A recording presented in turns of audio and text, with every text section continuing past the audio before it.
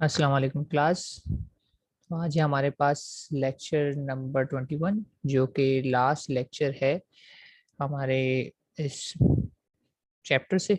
ठीक है, और इसमें हम क्या करने वाले हैं, थोड़े से सब टॉपिक्स कवर करेंगे। एक तो प्रोडक्ट ऑफ सम की सिंप्लीफिकेशन पे बात कर लेंगे कि एसओपी सिंप्लीफिकेशन ही करते आ रहे हैं अभी तक हम यूजिंग के मैप, अगर पीओएस की सिंप्लीफिकेशन करनी हो तो क्या होगा। और दूसरा कुछ एग्जांपल्स देख लेंगे जो हमारे पास बची। ठीक है, तो ये आज के हमारे टॉपिक है। ठीक है, तो बिल्कुल उसी तरह जिस तरह एसओपी की सिंप्लीफिकेशन होती है उसी तरह पीओएस की भी होती है। अब आपको पता है कि एसओपी में हम मिन टर्म्स को कवर कर रहे होते हैं, तो पीओएस में हम मैक्स टर्म्स को कवर करेंगे। मिन टर्म्स क्या होती हैं, जहाँ पे एक्चुअली 1 आ रहा होता है आपका आउटपुट, वो मिन टर्म्स होती हैं। तो मैक्स टर्म्स क्या होती हैं, जहाँ पे आपका आउटपुट 0 आ रहा होता है। तो बस ये फर्क है। ये फ़र्क क्या है कि आपने वंस के बजाय ज़ीरो की ग्रुपिंग करनी है, और ग्रुपिंग के रूल्स सब वही हैं कि ग्रुप आपका 2 की पावर में होना चाहिए, ग्रुप आपका जितना बड़ा बन सकता है उतना बड़ा बनाना है। लेकिन अगर आप ज़ीरोज़ को कवर कर देंगे तो एक्चुअली वो पीओएस की कवरेज की तरफ जा रहा है। ठीक है, तो यहाँ पे अगर आप एक एग्जांपल देखें सामने, तो इसमें क्या हुआ है, 1 के बजाय 0 की ग्रुपिंग की हुई है। ग्रुप्स को मैं हाइलाइट कर देता हूँ, कौन-कौन से ग्रुप्स बनाए गए हैं यहाँ पर। एक ग्रुप तो यहाँ पे ये बनाया गया है, ठीक है, 4 ज़ीरो का। और दूसरा ग्रुप यहाँ पर ये बनाया गया है 4 ज़ीरो का। ठीक है, अच्छा, कलर मैं चेंज कर लेता हूँ थोड़ा सा, विजिबिलिटी का इशू आ रहा है इसमें। एक ग्रुप ये बनाया गया है 4 का। ठीक है, कीप इन माइंड इस वर्टिकल वाले ग्रुप में 3 यूनिक हैं और इसमें भी अभी तक 3 यूनिक हैं। और फाइनल ग्रुप अगर मैं बनाता हूँ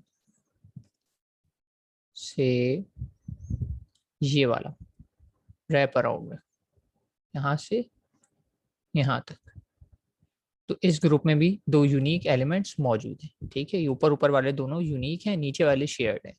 तो परफेक्टली वैलिड ग्रुप्स हैं, असेंशियल हैं, असेंशियल प्राइम इम्प्लीकेंट हैं, इसको हम कंसिडर करेंगे। अब तीनों ग्रुप आ गए हैं अगर मेरे पास, ठीक है, मैं क्लियर कर देता हूँ, तीनों ग्रुप अगर मेरे पास आ गए हैं तो अब मुझे इनकी इक्वेशन निकालनी है। ठीक है, अब इक्वेशन कैसे करें। इक्वेशन अभी तक जो मैं निकालता आया हूँ वो तो निकालता आया हूँ प्रोडक्ट फॉर्म में। ठीक है, तो दो तरीके आप अगर इतने जहन में कन्वर्जन कर सकते हैं, डायरेक्ट प्रोडक्ट के बजाय सम टर्म निकाल सकें तो आप डायरेक्टली कर लें। लेकिन मैं आपको स्टेप्स बता देता हूँ कि अगर हम प्रोडक्ट टर्म भी निकालते हैं तो उसको सम टर्म में कैसे लिखते हैं। से इस वाले ग्रुप की बात करते हैं तो यहाँ पे देखें, ये वाली टर्म है और ये वाली टर्म यहाँ पर 1 1 है, और 1 1 के यहाँ पर आया हुआ है, सी और डी पर आया हुआ है। वर्टिकल है तो रॉ वाइज कुछ भी कॉमन नहीं आएगा, सिर्फ ये दो टर्म आ जाएंगी सी और डी। तो पहली टर्म तो इसमें सी डी हमने निकाली। दूसरा ग्रुप ये हॉरिजेंटल लाइन है, तो इसको चेक करें तो हॉरिजेंटल लाइन में भी ये वाली चीज कॉमन है, और कॉलम वाइज कुछ भी कॉमन नहीं आएगा, तो सिर्फ इसमें आ जाएगा ये। और ये क्या चीज है, ए और बी। 1 1 है तो मैंने ए और बी लिख लिया। बाकी ये वाले ग्रुप मर्ज हुआ हुआ है, यहाँ पे इन्होंने दो हिस्सों में करके लिख के दिखाया हुआ है, बी सी डी बार, और इस वाले का बताया हुआ है बी सी बार डी बार। तो इसमें आपको पता ही है सी कॉम्प्लीमेंट है वो जो है कैंसिल हो जाएगा, यानी इस ग्रुप की जो इक्वेशन आएगी वो आएगी बी डी बार। ठीक है, बी डी बार। तो ये तीन इक्वेशंस आ रही है तीन ग्रुप की, लेकिन ये सिंपली हम तो product of term find out करना चाह रहे थे ना, यानी सिंप्लीफाई करना चाह रहे थे। पीओएस को पीओएस कर रहे थे तो हमारे रिजल्ट में जो इक्वेशन आनी चाहिए थी वो पीओएस आनी चाहिए थी, लेकिन इस वक्त जो मेरे पास इक्वेशन है वो पीओएस नहीं है बल्कि एसओपी है। यानी मेरी इक्वेशन इस वक्त क्या बनी हुई है, मेरी इक्वेशन इस वक्त आ रही है, वो आ रही है C D plus B D bar plus A B. ये पीओएस तो नहीं है, ये तो एसओपी है। तो एसओपी को पीओएस में कैसे कन्वर्ट किया जाता है, ये बड़ा सिंपल सा फॉर्मूला है। एसओपी को पीओएस में कैसे कन्वर्ट कर सकते हैं आप लोग, एसओपी को पीओएस में कैसे कन्वर्ट कर सकते हैं। एसओपी और पीओएस एक दूसरे के कॉम्प्लीमेंट होते हैं, बिल्कुल उसी तरह जिस तरह मिनटर्म और मैक्सटर्म एक दूसरे के कॉम्प्लीमेंट होते हैं। ठीक है, बिल्कुल सही जवाब आया मेरे पास, होल कॉम्प्लीमेंट ले लेते हैं। अगर मैं इस होल कॉम्प्लीमेंट अप्लाई कर देता हूँ, ठीक है, यहाँ पे होल कॉम्प्लीमेंट ले लिया मैंने, मिनटर्म मैक्सटर्म की कन्वर्जन हो जाएगी। और इसको फिर मैं डिमॉर्गन से अगर ओपन करता हूँ तो क्या होगा, सी और डी पे कॉम्प्लीमेंट आ जाएगा, यानी एक टर्म मेरे पास आ जाएगी C D complement plus, sorry मैंने डिमॉर्गन अप्लाई कर दिया तो प्लस नहीं रहेगा, अभी इधर डॉट आ चुका है, ठीक है। और individual complement B D bar पे होल बार, फिर डॉट, और फिर ए बी पर होल कॉम्प्लीमेंट, ठीक है। फर्दर फिर मैं इनको भी ओपन करूंगा तो क्या होगा, ये वाली टर्म आपको पता है होल कॉम्प्लीमेंट से इंडिविजुअल कॉम्प्लीमेंट में कन्वर्ट हो जाएगी, सी प्लस, सॉरी सी बार प्लस डी बार, ठीक है। बीच में डॉट है, लगाऊं ना लगाऊं कोई फर्क नहीं पड़ता, प्रोडक्ट टर्म है मुझे पता है। फिर ये वाली टर्म क्या होगी, B bar plus D bar पे बार दो मरतबा आएगा तो कैंसिल हो जाएगा, डी रह जाएगा हमारे पास। और लास्ट हमारे पास क्या है, ए पर बार प्लस बी पर बी बार। तो फाइनली ये जो मेरे पास इक्वेशन आएगी, ये नीचे वाली आप देख सकते हैं क्या इक्वेशन है, प्रोडक्ट ऑफ टर्म की इक्वेशन है। और ये मैं चाहता तो मैं डायरेक्टली भी लिख सकता था, ठीक है। कैसे डायरेक्टली लिख सकता था, अगर मैं इस टर्म पे फोकस करूं से, इस पर्टिकुलर टर्म की बात कर लेते हैं, तो आपको पता है मैंने तो अभी रीड किया वो वन के तरीके से रीड किया, वन का मतलब तो मिड टर्म होता है, लेकिन अगर मैं जहन में इसको मैक्स टर्म रीड करता तो आपको पता है मैक्स टर्म क्या होती है, कि हमेशा लिखी जाती है प्लस में। तो मैं लिखता इधर सी प्लस डी। और फर्दर आपको मैक्स टर्म के बारे में ये भी पता होगा कि जो टर्म एक्चुअली कॉम्प्लीमेंटेड दिख रही होती है वो नॉन कॉम्प्लीमेंटेड होती है, और जो नॉन कॉम्प्लीमेंटेड होती है वो कॉम्प्लीमेंटेड, यानी रिवर्स होता है एज कम्पेयर टू आपका क्या कहते हैं मिन टर्म्स। तो इसका मतलब यहाँ पे वन वन का मतलब सी का भी बार है और डी का भी बार है। वन का मतलब यहाँ कॉम्प्लीमेंटेड होती है और जीरो का मतलब नॉन कॉम्प्लीमेंटेड। तो ये तरीका डायरेक्टली लिखने का भी है, लेकिन आप दोनों तरीके यूज कर सकते हैं। अगर आप डायरेक्टली कर सकते हैं, इतनी अच्छी अंडरस्टैंडिंग है, तो आप डायरेक्टली लिख लें, वरना आसान तरीका वही है बिल्कुल वैसे ही जैसे मिन टर्म्स को सॉल्व करते हैं वैसे ही करें, और एंड में जाके कॉम्प्लीमेंट ले लें, होल कॉम्प्लीमेंट लेंगे तो आपकी एसओपी पीओएस में कन्वर्ट हो जाएगी। ये बात हमने प्रीवियसली प्रूफ की थी जब हम एसओपी और पीओएस का टॉपिक पढ़ रहे थे, ठीक है। ये बात क्लियर है, इक्वेशन समझ में आई सबको? जी क्लास, ये किस तरीके से मैंने इसकी पीओएस फाइंड आउट की, ये सबको बात समझ में आई है?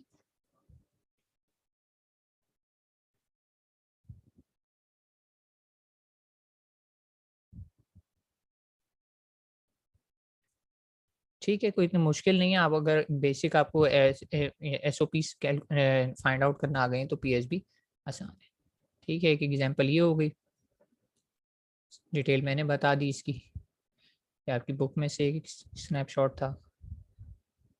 दूसरी एग्जांपल ये रहने रखी हुई है, to find the simplest POS expression, और इसमें मैंने वो सारे स्टेप्स बता दिए जो भी आपको करके दिखाएं, कि आप जीरो की ग्रुपिंग करेंगे, ठीक है। Draw K map of F and make group of zeros instead of one, apply complement to the simplified SOP to get the simplified POS. और इधर मैंने रेफरेंस भी दे दी कि ये आपको याद होगा एसओपी का complement is equal to POS. तो हमने यही किया, ये इक्वेशन निकाली, ये हमारे पास एफ की इक्वेशन आई, ठीक है। डिमॉर्गन अप्लाई कर दिया होल कॉम्प्लीमेंट लगा के, तो हमारे पास फाइनली रिजल्ट ये बन जाता है, ठीक है। तो एसओपी को पीओएस में कन्वर्ट करने का तरीका ये है, ठीक है। ग्रुप में एक मरतबा फिर से बता देता हूँ पढ़ के कि कोई इसमें इशू तो नहीं है। ये देखें इधर क्या आ रहा है, सिर्फ और सिर्फ ये टर्म आ रही है, यानी ए बार बी ये आ गई। इसकी बात की जाए तो यहाँ से कॉमन निकल रहा है सिर्फ ये वाला पोर्शन, यानी डी, और वन है तो डी आएगा। और इधर से क्या कॉमन निकल रहा है, ये वाला पोर्शन, यानी जीरो है तो ए बार आ जाएगा। तो ये आ रही है ए बार डी, तो ये आ गई ए बार डी। और फिर इस दो वाले के लिए चेक करेंगे तो इधर से तो ये दोनों टर्म आ जाएंगी, नहीं सी बार डी बार तो आएगा ही आएगा, और इधर से क्या कॉमन निकल रहा है, ये वन, यानी वन किसके नीचे आ रहा है, बी के नीचे, तो बी सी बार डी बार, तो ये आ गया बी सी बार डी बार, ठीक है। तो इक्वेशन इस तरीके से, एक ग्रुपिंग तो अब आप अच्छे से सीख गए, तो आपको पता है ग्रुप इसी तरह ही बनेंगे, ठीक है। तो कोई इतनी मुश्किल नहीं थी ये बात, इसमें वही सारे स्टेप्स बता दी जो मैंने लास्ट स्लाइड पे आपको करके बताए। अच्छा, व्हाट विल हैपन अगर हमारी एग्जांपल में डोंट केयर भी आ जाए, तो उसकी भी एक एग्जांपल है कि find the simplified POS expression. और इक्वेशन में आपको देखो क्लियरली बताओ, आपको कैसे पता चलेगा कि कितने बिट का के मैप बनाना है आपको, ये A B C D, D का मतलब है 4 बिट्स इनपुट हैं तो 4 बिट का मतलब है 16 का बनेगा, ठीक है। तो हमेशा आपने ये देखना है कि इनपुट कितने दिए हैं। ये चीज बता रही है कि कहाँ कहाँ पे आपके टेबल में 1 है, क्योंकि ये मिन टर्म है और सम का भी साइन है, और ये सम के साथ डी दिया हुआ है। डी वाला जो सेट है वो क्या होता है, एक्चुअली डोंट केयर का सेट होता है। तो डोंट केयर को अगर आपको स्टैंडर्ड फॉर्म में लिखना है तो आप डोंट केयर का सेट इस तरीके से दे देते हैं, यानी ये बता रहे हैं कि मैप के अंदर यहाँ पर एक्स है, ठीक है। और उसके बाद वही वाली बात है, आपको चूंकि पीओएस फाइंड आउट करने है तो आप ग्रुपिंग करेंगे जीरो की, और डोंट केयर का ग्रुप जीरो के साथ बना लेंगे, क्योंकि डोंट केयर का मतलब है आपकी जिसमें फिजिबिलिटी है, जिसमें आपको आसानी हो आप उसमें उसको यूज कर लें। जीरो लेना है तो जीरो ले लें, 1 लेना है तो 1 ले लें। चूंकि मैं यहाँ पे जीरो की ग्रुपिंग कर रहा हूँ तो मैंने जीरो के साथ डोंट केयर को मिला के जीरो का बड़ा ग्रुप बना लिया। कौन सा वाला ग्रुप है वो, ये वाला ग्रुप आप देखें तो मैंने डोंट केयर के साथ मिला के एक बड़ा ग्रुप बना लिया, 2 के बजाय 4 का कर दिया। बाकी में मुझे ज़रूरत नहीं थी, ब्लू वाले में 2 यूनिक ये वाले हैं, ये यूनिक है और ये यूनिक है, और ऊपर जो येलो वाला रैप अराउंड में बना हुआ है उसमें ये यूनिक है। तो 2-2 शेयर हो रहे हैं, 2-2 यूनिक हैं, और इस वाले में 2 जीरो यूनिक हैं और 2 डोंट केयर इसने मिला के अपने साथ बड़ा ग्रुप बना लिया। तो फिर इक्वेशन क्या आई, इक्वेशन देख लेते हैं। अगर मैं क्लियर कर देता हूँ इक्वेशन, अगर इस ब्लू वाले की देखें तो ब्लू वाले में ये टर्म कॉमन है, यानी सी का बार और इधर से, और ऊपर से देखा जाए तो ये वाली टर्म कॉमन है, यानी बी। बी सी बार आ गई पहली टर्म, ठीक है, ये आ गई। येलो वाले ग्रुप में देखा जाए तो इधर से तो वही चीज़ कॉमन है, यानी कि बी, और इधर से देखा जाए तो ये वाली चीज़ कॉमन है और ये है डी का बार, तो बी डी बार आ गई। और ग्रीन वाले में देखा जाए तो ग्रीन वाले में यहाँ पे क्या कॉमन है, यहाँ पे ये बी का बार कॉमन हो रहा है, और इधर से क्या कॉमन बन रहा है, इधर से ये 1 1 कॉमन बन रहे हैं, यानी डी, तो बी बार डी ये आ गई। और फिर उसके बाद वो डी मॉर्गन अप्लाई किया मैंने कॉम्प्लीमेंट लेते हुए, तो ये मेरे पास पीओएस में कन्वर्ट हो गई। तो मैं इसका मतलब अब ये बहुत आसान हो गया आपके लिए कि आपको कहा जाए कि आप पीओएस फाइंड करें तो आप जीरोस की ग्रुपिंग कर देंगे बिल्कुल उसी तरीके से, एंड में जाके कॉम्प्लीमेंट ले देंगे, तो वो आपकी पीओएस बन जाएगी, ठीक है। लेकिन ध्यान रखना है, जीरो की कवरिंग वाले ग्रुप का कॉम्प्लीमेंट लेना है आपने, 1 की कवरिंग वाले का नहीं लेना। 1 की कवरिंग का लेंगे तो कुछ और ही आ जाएगा रिजल्ट, ठीक है। ये जो मैंने आपको बात बताई सिर्फ कन्वर्जन के लिए, ठीक है। एक्चुअली इक्वेशन को जीरो से पहले आपने कन्वर्ट करना है, और मैंने सिर्फ आपको बताया ये लिखने का तरीका है। मैं डायरेक्टली भी रीड कर सकता था, यहाँ से डायरेक्टली रीड करता तो मेरी इक्वेशन डायरेक्टली यही आ जाती, अगर मैं पीओएस को रीड करना जानता हूँ डायरेक्टली, ठीक है। तो ये कन्वर्जन सिर्फ इसलिए लगाइए कि आपको पीओएस नहीं रीड करनी आ रही किसी वजह से डायरेक्टली, तो आप एसओपी रीड कर लें और फिर उसको कॉम्प्लीमेंट करके पीओएस में कन्वर्ट कर दें, ठीक है। ये बात क्लियर है, यहाँ तक कोई कंफ्यूजन, कोई क्यूरी?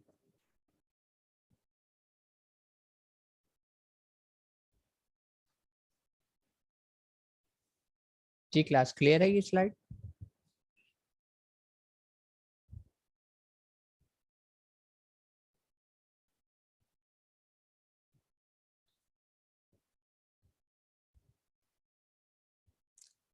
ठीक है, तो फिर आगे बढ़ते हैं। तो पीओएस में मेरे ख्याल से हमारे पास इतना ही था। अच्छा, कुछ एग्जांपल्स हैं, जैसे कि मैंने बताया कि आपके पास अक्सर एग्जांपल्स, अभी तक हमने जितनी एग्जांपल्स देखी उसमें क्या हो रहा था कि हमारा मल्टीपल इनपुट्स थे लेकिन आउटपुट यूजुअली एक ही आ रहा था, ठीक है। मल्टीपल इनपुट्स का आउटपुट यूजुअली एक ही आ रहा था, चाहे वो लेफ्ट वाली एग्जांपल हो जिसमें कहा गया था कि 4 इनपुट सिग्नल हैं मूविंग का, फ्लोर्स का, लेकिन आउटपुट एक ही था, गेट ओपन होना है या नहीं। या फोटोकॉपियर मशीन का था, उसमें ये था कि आप बजर देना है अगर पेपर ट्रे एम्प्टी हो या पेपर जैम हो, लेकिन आउटपुट एक ही था। या फिर वो स्पेसशिप वाली एग्जांपल हो जिसमें कहा गया था कि आपके पास 4 बिट का इनपुट आ रहा है, 4 इनपुट्स हैं यानी, और आउटपुट एक है कि बैटरी का वोल्टेज अगर ग्रेटर देन लेस देन 6 हो या लेस देन 3 हो, दो एग्जांपल की, तो 1 देंगे। तो सब में क्या था, हमारे पास मल्टीपल इनपुट से लेकिन आउटपुट एक था, ठीक है। तो ये तो बड़ा सिंपल लगता है, लेकिन कोड कन्वर्टर्स की एग्जांपल्स अगर आप देखें तो इसमें मल्टीपल इनपुट भी बने हुए ब्लॉक डायग्राम में और आउटपुट भी मल्टीपल है। यानी ये कोड कन्वर्टर की एग्जांपल भी हो सकती है, लेकिन कुछ ऐसे सर्किट भी हो सकते हैं कि जिसमें आपके मल्टीपल आउटपुट हों। जैसे कि एक मैं सिंपल सी एग्जांपल देता हूँ कि आपके पास आपने एक फुल एडर का सर्किट बनाना है, हमने एडिशन की थी ना, तो उसमें क्या होता है कि 2 आउटपुट्स आ रहे होते हैं, एक सम आ रहा होता है, एक कैरी आ रहा होता है, तो उसमें तो 2 आउटपुट हो गए, तो आप वो भी कर सकते हैं। लेकिन फिलहाल यहाँ पे आपके पास कुछ कोड कन्वर्जन की एग्जाम्पल है इस बात पे एम्फेसाइज करने के लिए कि मल्टीपल आउटपुट आ जाएं तो फिर आप के मैप से कैसे सॉल्व करेंगे। इनपुट तो आपको पता ही है, तो उसकी कुछ एग्जांपल्स हैं जैसे कि BCD to Gray code converter, यानी मैं इनपुट पे बीसीडी कोड दूं और आउटपुट पे ग्रे कोड में कन्वर्ट होकर आ जाए। आपको इसका फॉर्मूला पता है बीसीडी को ग्रे में कन्वर्ट करने का, लेकिन आप इसे खुद ट्राई करेंगे।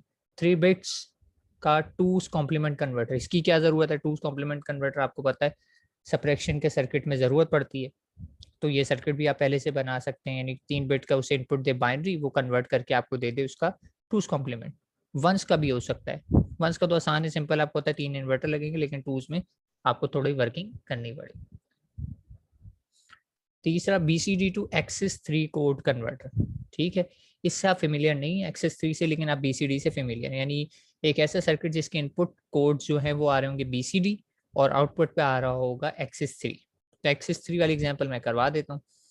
एक्सिस 3 क्या है? कुछ भी नहीं है। एक्सिस 3 का मतलब है जो भी नंबर आएगा उसमें 3 ज्यादा, जो भी नंबर आएगा उसमें 3 ज्यादा, यानी 0 दूंगा तो 0 + 3 3 का कोड आना चाहिए आउटपुट पे, 1 दूंगा तो आउटपुट पे 1 + 3 4 का कोड आना चाहिए, 2 के केस में 5 का कोड आना चाहिए, 3 कहूंगा तो 3 + 3 6 का कोड आना चाहिए, 4 कहूंगा तो 4 + 3 7 का कोड आना चाहिए, 5 कहूंगा तो 8 का, 6 कहूंगा तो 9 का, 7 कहूंगा तो 10 का, 8 कहूंगा तो 11 का, 9 कहूंगा तो 12 का। लेकिन 10 11 12 13 14 15 कहूंगा तो डोंट केयर। क्यों? क्योंकि बीसीडी है और बीसीडी में मेरे पास आगे के नंबर्स इनपुट पे कभी आते ही नहीं, कभी आएंगे ही नहीं, तो आउटपुट पे भी नहीं आएंगे। तो ये वाले कॉम्बिनेशंस, कौन से कॉम्बिनेशन? ये वाले कॉम्बिनेशन 10 से लेकर आपके जो 15 तक हैं, ये कभी भी बीसीडी के केस में इनपुट पे नहीं आएंगे, और इनपुट पे नहीं आएंगे तो इनके आउटपुट सबके क्या हो जाएंगे? Don't care. अच्छा, कीप इन माइंड मेरा इनपुट बीसीडी है, आउटपुट एक्सिस 3 है, डजेंट मैटर वो बीसीडी नंबर बन रहे हैं या नहीं बन रहे। इनपुट मेरा बीसीडी है, यानी इसमें 0 से लेकर 9 तक ही नंबर अलाउ है, लेकिन आउटपुट पे अगर आप देखें तो चूंकि +3 है तो ये 3 से लेकर 12 तक अलाउ हुए हैं, ठीक है। आउटपुट पे बीसीडी की कोई कंडीशन नहीं, इनपुट पे मुझे पता है बीसीडी के अलावा कोई नंबर नहीं आएगा, और आउटपुट का नाम ही एक्सिस 3 है, तो जो भी है इसमें मैं +3 करके आउटपुट पे फॉरवर्ड कर दूं। एक्सिस 3 इसी तरह एक्सिस 4 भी हो सकता है, एक्सिस 5 भी हो सकता है, यानी +2 कर देना है, +5 कर देना है, इस तरह के भी हो सकते हैं। खैर, ये अभी हमारी कंसर्न नहीं है, हम अच्छे से फेमिलियर हैं कि बीसीडी में 10 11 12 13 14 15 नहीं आते, तो इस केस में आउटपुट मेरे सारे डोंट केयर होते हैं। तो अब आउटपुट अगर आप देखें तो मैंने 4 बिट के बनाए हुए और आउटपुट है मेरे WXYZ, 4 अलग अलग आउटपुट हैं, इसको आप 4 अलग अलग कॉलम कंसिडर करेंगे, ठीक है। तो जब आप W के लिए सॉल्व करेंगे तो आप सिर्फ और सिर्फ जो है इस वाले कॉलम पे फोकस कर रहे होंगे, यानी जब आप के मैप बनाएंगे तो इस कॉलम का बनेगा, जितने आउटपुट उतने के मैप्स। W के लिए अलग बनेगा, जब x के लिए सॉल्व करेंगे तो x के लिए ये वाली वैल्यूज रखते हुए x का के मैप अलग बनेगा, यानी x की इक्वेशन अलग आएगी। y के लिए सॉल्व करेंगे तो y का के मैप अलग बनेगा और y की इक्वेशन अलग आएगी इसके रिस्पेक्ट से। इसी तरह जब z के लिए सॉल्व करोगे तो z के लिए के मैप अलग बनेगा और इक्वेशन भी अलग आएगी इन वैल्यूज के रिस्पेक्ट से, ठीक है। बस समझने वाली बात ये है कि जितने आउटपुट उतने के मैप, w एक आउटपुट है, x एक आउटपुट है, y एक आउटपुट है, z एक आउटपुट है, कलेक्टिवली ये मिलके एक्सिस 3 बना रहे हैं, लेकिन एक्चुअली तो ये 4 डिफरेंट आउटपुट लाइंस हैं, तो मुझे हर आउटपुट लाइन को इंडिविजुअली सॉल्व करना है। तो ऐसे ही मैं सॉल्व करूंगा, w के लिए अलग, x के लिए अलग, y के लिए अलग और z के लिए अलग। और अगर आप ध्यान दें तो यहाँ पे मैंने मार्क भी कर लिया कि ये वाला x के लिए है, ये वाला z के लिए है, ये वाला y के लिए है और ये वाला w के लिए, ठीक है। तो ये चीज़ मुझे बता रही है कि मैं इसमें w का सॉल्व करना लूँ। अगर w की बात करें तो w में देखा जाए तो पहला 0, मैं जीरोस लगाता रहता हूँ, लगे हुए नहीं है, 0 है, दूसरा भी 0 है, ठीक है, तीसरा भी 0 है, यानी 2 पर भी 0 आएगा, 3 पर भी 0 आएगा और फिर फाइनली 4 पर 0 आएगा। 5 पे देखिए 1 है, यहाँ पे भी 1 लगा हुआ है, 6 पे 1 है, यहाँ पे भी 1 लगा हुआ है, 7 पे 1 है, यहाँ पर भी 1 लगा हुआ है, 8 पे 1 है, यहाँ पर भी 1 लगा हुआ है, 9 पे 1 है, यहाँ पे भी 1 लगा हुआ है, और फिर बाकी सारे डोंट केयर थे तो ये सारे डोंट केयर लगा, ठीक है। इसी तरह x की बात करें तो x में सबसे पहला 0 था, फिर उसका 3 1 है तो ये 1, ये 2, ये 3 1 आ गए, चार चार करके कर लेते हैं। फिर एक और 1 है तो एक और 1 आ गया, और फिर 1 के बाद 3 जीरोज हैं तो ये 0, फिर ये 0, फिर ये 0। ठीक है, अच्छा आगे पीछे कर दिया ने, पहले आखिर वाला आएगा फिर, तो या 7 तक हो गए। 7 के बाद फिर 0 1 है और फिर सारे एक्स एक्स हैं। 7 के बाद फिर 0 है, फिर 1 है और फिर सारे एक्स एक्सेस हैं। ठीक है, इसी तरह y की बात कर लें तो y में क्या है, 1 0 0 1, तो 1 0 0 1 आ गया। फिर उसके बाद क्या है 1 0 0 1, फिर 1, फिर 0, सॉरी क्या है 1 0 1 0 1 0, सही पढ़ पा रहा हूँ मैं, 1 0 0 1। ठीक है, 1 0 0 1 फिर से वैसे ही आ गया। और फिर उसके बाद क्या है 1 1, तो 1 1 और 0 है, फिर एक्स एक्स है, तो 1 है 0 है फिर एक्स एक्स एक्स है। जेड की बात करें तो 1 0 1 0, तो 1 0 और 1 इधर आता है, फिर 0 इधर आता है। फिर उसके बाद क्या है 1 0 1 0, फिर एज इट इज़ है तो उधर भी 1 0 1 0। और फिर उसके बाद क्या है 1 0, तो 1 0 और फिर बाकी सारे एक्सेस हैं। तो इस तरीके से मैंने पूरे चारों के मैप अलग अलग फिल कर लिए। चूंकि 4 डिफरेंट आउटपुट्स हैं तो 4 इक्वेशन आएगी, डब्ल्यू के लिए अलग आएगी, वो भी एबीसी पर डिपेंड करे होगी, एक्स के लिए अलग आएगी, वो भी एबीसीडी पर डिपेंड करे होगी, वाई के लिए अलग आएगी, वो भी एबीसीडी पर डिपेंड करे होगी, जेड के लिए अलग आएगी, वो भी एबीसीडी पर डिपेंड करेगी। चूंकि इनपुट चारों के चारों फेड हो रहे हैं तो आउटपुट चारों जो हैं चारों इनपुट से डिपेंड करेंगे। अब ये हो सकता है सिंप्लीफाइड इक्वेशन में ए ना आ रहा हो, किसी में बी ना आ रहा हो, ये डिपेंड करेगा। ठीक है, लेकिन के मैप जो बन रहा है वो आप देखें सब में ए बी सी डी का ही बन रहा है, इधर ए बी रखा हुआ है, इधर सी डी रखा हुआ है, इनपुट लिखे जाते हैं यहाँ पे। ठीक है, यहाँ पे जो लिखे जाते हैं वो होते हैं इनपुट्स, तो इधर भी ए बी सी डी सब में कॉमन है, यानी जब आप इसकी इक्वेशन फाइंड आउट करेंगे तो उन सब में ए बी सी डी आ रहा होगा। यहाँ तक बात क्लियर है, ये 4 के मैप क्यों बनाए हैं और किस तरीके से फिल हुए।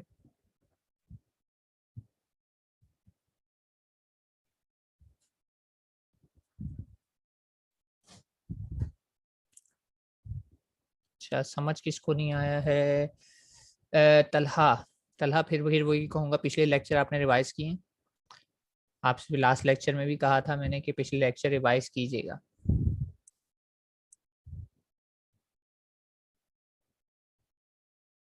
क्या बात समझ में नहीं आई तलहा।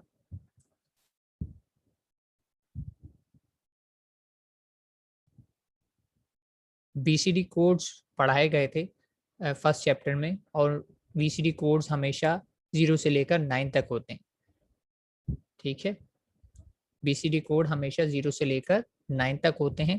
10 11 12 13 14 15 उसमें कभी भी नहीं आता है। जब ये इनपुट पे ही नहीं आएगा तो इस केस में मेरा कोई भी आउटपुट जनरेट नहीं होगा, तो इसलिए मैंने आउटपुट्स को क्या कर दिया, उस जगह डोंट केयर कर दिया। अब अगर मैं चलें आप लोगों के लिए आसानी करूं कि से मैं एक चीज़ आपको करके बता देता हूं कि ये किया मैंने। से मेरे पास इस वक्त अगर टेबल में मैं छुपा दूं, क्या छुपाना चाह रहा हूँ मैं टेबल में, मैं बता दूं क्या छुपाना चाह रहा हूँ। से ये होता मेरा टेबल सिर्फ, अब बात समझ में आ रही है जला, मेरा आउटपुट सिर्फ डब्ल्यू और डब्ल्यू ये आया हुआ है, तो मैं इसके लिए क्या मैं बना सकता हूँ। ठीक है, अब डब्ल्यू के बाद एक्स वाई जेड को आप भूल जाएं, ये समझ में आ रहा है कि डब्ल्यू को कैसे सॉल्व करूंगा। ऑब्वियसली मैं डब्ल्यू का के मैप बनाऊंगा, सॉल्व कर दूंगा। ठीक है, इसी तरह अगर मैं आपसे कहूं कि मेरे पास सिर्फ और सिर्फ आउटपुट में एक्स है, वाई जेड को भूल जाएं, तो मैं किसके लिए सॉल्व करूंगा, एक्स वाले कॉलम के लिए सॉल्व करूंगा, के मैप बनाऊंगा एक्स का ही बना रहा हूँ। ठीक है, सिमिलरली अगर मेरे पास से यही आउटपुट है एक वाई, तो मैं इसको कैसे सॉल्व करूंगा, के मैप से करूंगा जैसे अभी तक करता हूँ, वाई के लिए टेबल बनाऊंगा, सॉल्व करूंगा, मेरा आउटपुट है वाई, सॉल्व हो जाएगा। लेकिन वाई भी नहीं है और सिर्फ जेड है, तो आपके ख्याल में अब क्या करूंगा, अगर मेरा आउटपुट सिर्फ और सिर्फ जेड है तो मैं जेड के लिए सॉल्व करूंगा। तो जितने आउटपुट्स हैं आपको उतने के मैप बनाने पड़ेंगे। एक होता था तो हम एक बनाते थे अभी तक, क्योंकि हर जगह हर एग्जाम्पल में हम देख रहे थे कि मेरा आउटपुट का कॉलम एक ही है, जितने आउटपुट्स होते हैं उतने के मैप्स बनते हैं हर कॉलम के लिए अलग। ठीक है, अभी आपको क्लियर होगा, अगर आगे चल के हम इसकी डायग्राम अगर हुई तो क्लियर हो जाए। ठीक है, बाकी सबको तो ये बात क्लियर है कि जितने आउटपुट्स हैं उतने के मैप बनाने, रूल ऑफ थंब सिंपल। अभी तक जितनी हमने एग्जांपल्स की उसमें सिर्फ एक ही एक ही आउटपुट होता था, तो एक ही के मैप बनता था। इस वक्त अब हमारे पास 4 डिफरेंट आउटपुट्स हैं, क्योंकि अब मैं जो सर्किट बनाने जा रहा हूँ उसका बिहेवियर ही ऐसा है कि उसके 4 आउटपुट्स हैं। ठीक है, तो आगे बढ़ते हैं, देखते हैं इसको सॉल्व करेंगे तो इक्वेशंस क्या आएंगी इसकी। ठीक है, ग्रुपिंग की पहले की ये आ गई, डब्ल्यू इक्वेशन ये आ गई सॉल्व करने पे। ठीक है, एक्स की ये आ गई, मैंने लिखा हुआ है नीचे, एक्स की है, वाई की है, डब्ल्यू की है। वाई को सॉल्व किया तो ये आ गई, जेड को सॉल्व किया तो सिंप्लीफाई होके सिर्फ डी आ गया, डी बार। अच्छा, जेड का बिहेवियर क्या कह रहे हैं, is actually equivalent to D bar. मैं इसको आपको कॉलम में दिखा भी सकता हूँ। कैसे दिखा सकता हूँ, ये आप अगर जेड और डी बार को कंपेयर करें, मैं हाईलाइट कर देता हूँ जेड और डी बार। किस कॉलम की बात हो रही है, ये कॉलम की बात हो रही है जेड और डी बार वाले की। तो ये रहा डी, इसको आप कंपेयर कर लें जेड से, तो जेड और डी एक दूसरे के कॉम्प्लीमेंट नजर आएंगे आपको। चेक कर सकते हैं आप, जहाँ पे डी जीरो होगा जेड वन आ रहा होगा। देखिए डी जीरो है जेड वन है, डी वन है जेड जीरो है, डी जीरो है जेड वन है, डी वन है फिर जेड जीरो है, जीरो पे वन, वन पे जीरो, ये आ रहा है। तो ये तो पैटर्न जो इक्वेशन मुझे बता रही है वो सिंपली कह रही है कि जेड हमेशा डी का बाहर आएगा। और ये चीज़ मैं टेबल देख के भी ऑब्जर्व कर सकता हूँ कि ऐसा ही हो रहा है। जहाँ जहाँ पे डी जीरो है वहाँ पे जेड वन आ रहा है, जहाँ जहाँ पे डी वन है वहाँ पे जेड जीरो आ रहा है। तो ये बात भी आप देख के टेबल से ऑब्जर्व भी कर सकते थे और के मैप के बगैर भी सॉल्व कर देते अगर इतनी अच्छी ऑब्जर्वेशन होती। लेकिन हमारी किसी की ऑब्जर्वेशन इतनी अच्छी नहीं होती, तो हम उस पूरा प्रोसीजर फॉलो करते हैं जो यहाँ किया गया। तो खैर ये बात प्रूव भी हो रही है कि actually z equals to D bar ही आ रहा है। ठीक है, तो अब ये मेरे पास w x y z तीनों की चारों की इक्वेशन आ गई। अब अगला स्टेप क्या होगा मेरे लिए, अगला स्टेप ये होगा कि मुझे ये सर्किट ड्रॉ करना है, मुझे ये सर्किट ड्रॉ करना है।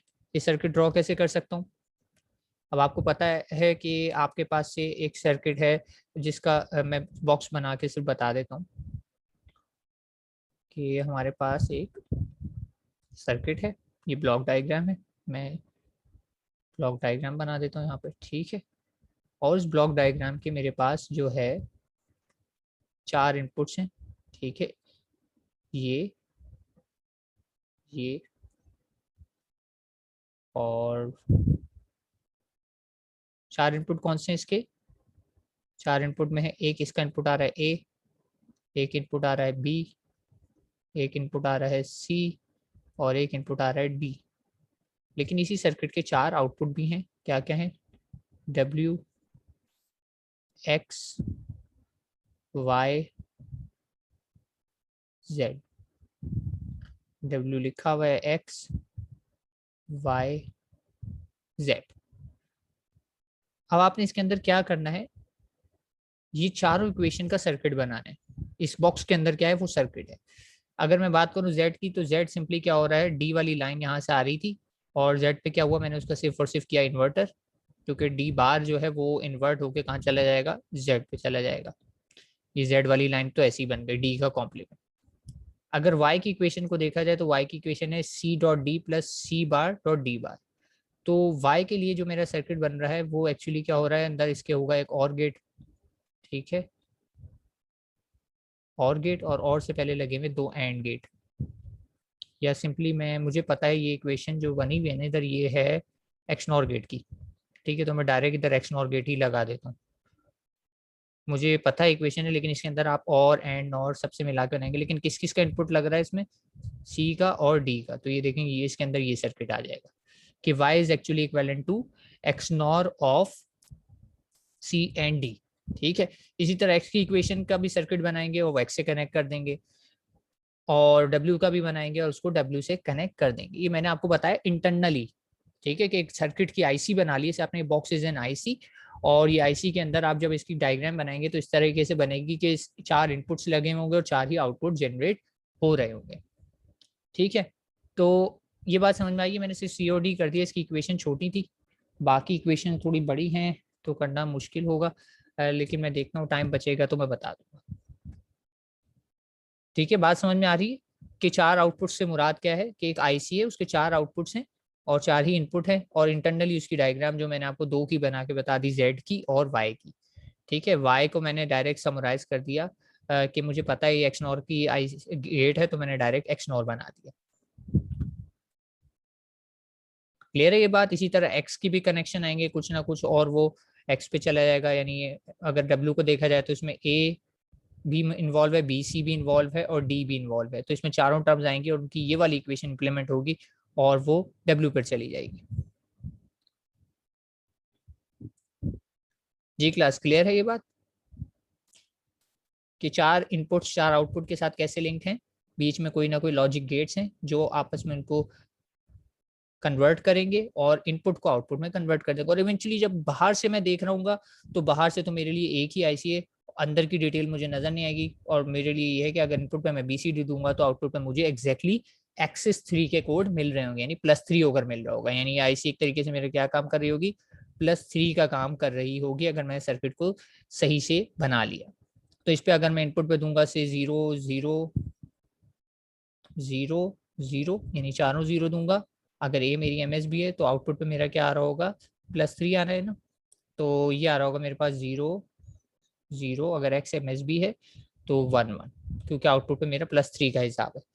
तो ये आईसी पे अगर मैं जो भी कोड दूंगा, आउटपुट जब XYZ के जनरेट होंगे वो +3 होकर जनरेट हो रहे होंगे जब इस सर्किट को मैं कंप्लीटली बना लूंगा। ठीक है, आप लोगों को प्रैक्टिस के लिए कह सकता हूँ, प्रोटीएस आप लोग यूज कर रहे होंगे लैब में, तो उस पर ये सर्किट बना के देखिएगा, क्योंकि उस पर आप आउटपुट अप्लाई करके देख सकते हैं, और ये ABC के आउटपुट आप अप्लाई कर करके देखिएगा 0 1 2 3 4, उस पर बनाना आसान होगा, और उस पर आप इस बात को वेरीफाई भी कर लेंगे। पेपर पेंसिल पे करेंगे तो शायद आपको इतनी अंडरस्टैंडिंग ना हो, तो एक मेरी तरफ से समझ लें कि एडवाइस कह लें या प्रैक्टिस असाइनमेंट कह लें, इस पर्टिकुलर एग्जाम्पल को आप अपने सब कुछ करने के बाद इक्वेशंस आ गई ना, इन इक्वेशंस को प्रोटीज में इम्प्लीमेंट करें और वेरीफाई करें क्या ये +3 कोड्स कर रही है, यानी एक्सेस 3 कोड्स दे रही है या नहीं।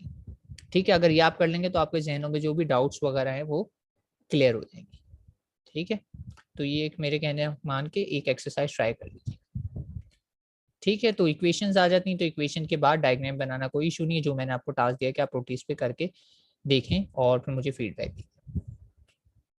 ठीक है, तो चैप्टर हमारा यहाँ कंक्लूड हो गया, लेकिन इसमें कुछ मजीद एक्स्ट्रा एक्सरसाइज हैं जो कि मैं नहीं कराऊंगा, आप लोग खुद ट्राई कीजिएगा। ठीक है, कुछ एक्सरसाइजेज इसमें हैं जो कि जस्ट फॉर प्रैक्टिस हैं आपके लिए, आप इसको देख सकते हैं।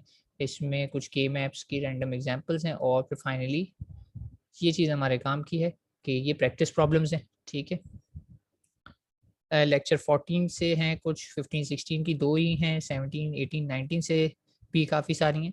अच्छा, लेक्चर 20 और 21 के लिए कह रहे हैं ये सारी हैं, लेकिन आपने do it like a design scenario and not in Verilog. आप बुक में देखेंगे तो लिखा होगा do it in Verilog, do it in Verilog, तो आपने वेरीलॉग में नहीं करना, आपने इस तरीके से करना है जैसे मैंने बताया, पूरा के मैप करना है और सॉल्व करते करते करते इवेंचुअली इक्वेशन आनी है, इक्वेशन के बाद डायग्राम बनानी है। ठीक है, तो इसमें वेरीलॉग को इग्नोर कर देना अपने पार्ट को, और बिल्कुल वैसे ही सॉल्व करना है जैसे मैंने बताया, कुछ सिनेरियो को पूरा सॉल्व करना है और इवेंचुअली इक्वेशन निकालनी है और इक्वेशन के बाद डायग्राम बनानी है। तो स्टेप क्या है, सिनेरियो से के मैप से बूलियन इक्वेशन से आपका इवेंचुअली आ जाता है सर्किट डायग्राम। ठीक है, तो इस चैप्टर में किसी को कोई क्वेरी कंफ्यूजन तो पूछ लें, वरना ये हम लेक्चर कंक्लूड करते हैं।